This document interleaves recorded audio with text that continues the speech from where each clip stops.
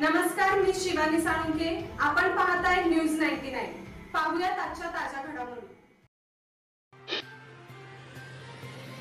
13 ते 22च्या दरम्यान माझ्या घरातील 18.5 तोळ सोनं चोरीला गेलं होतं. गौरीच्या सणानिमित्त आज माझ्या ताब्यात मिळालं आणि त्या सर्व टीमचे मी आभारी आहे. 5 तोळे सोनं चोरी झालेलं ते मस्के साहेबांच्या आणि पूर्ण टीमच्या यांनी मला सर्व परत मिळालेलं आहे.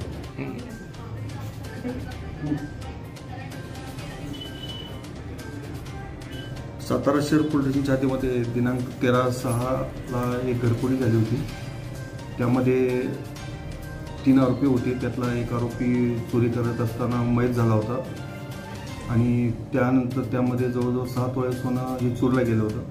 ते सोनं सर्व रिकव्हरी केलेलं आहे. सर्व कायदेशीर प्रक्रिया करून आज रोजी आम्ही ते फिर्यादीला परत देत आहोत. तसेच एक चोरीचा गुन्हा दाखल होता. त्यामध्ये 18 तोळे सोनं चोरलं गेलं होतं.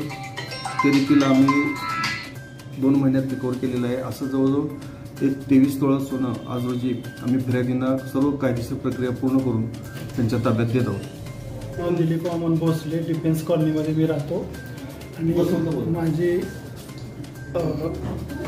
13 ते 22च्या दरम्यान माझ्या घरातील 18.5 तोळ सोनं चोरीला गेलं होतं आणि ते मला आज रोजी मस्के साहेबांच्या प्रयत्नांनी मला आज ते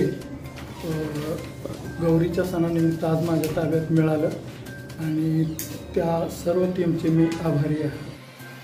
माझं नाव निलेश काटकर. मी वास्तू प्लाझामध्ये राहतो. 15 ऑगस्ट रोजी माझी वास्तू प्लाझामध्ये घरफोडी झालेली होती. त्याचा मला सर्व 5 तोळे सोनं चोरी झालेलं ते मस्के साहेबांच्या आणि पूर्ण टीमच्या यांनी मला सर्व परत मिळालेलं आहे.